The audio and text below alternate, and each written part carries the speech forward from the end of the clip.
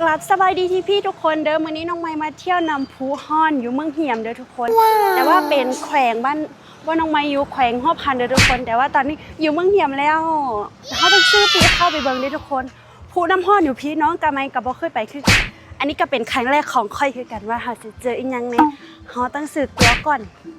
คนละเท่าไหร่เดี๋ยวถามอีพ่อก่อนมากับอ้ายกับพ่อเพิ่นมาซื้อของไปขายแล้วก็เดี๋ยวแวะไปเที่ยวกับเพิ่นเลยเท่าไหร่พ่อจ่ายไม่จ่ายก็ อ๋อ5,000 กีบว้าวเดี๋ยวไม่แต่เราจะมาซื้อไข่มาจุ่มน้ำหอนกันทุกคนเพราะว่ามันบ่มียังกินเราซื้อไข่กันไข่เดี๋ยวน้องไม่ซื้อไข่ก่อนทุกคนเพราะว่าจะเอาไปจุ่มน้ำหอนแต่ว่าหิวน้ำเดี๋ยวได้ซื้อไหมซื้อน้ำ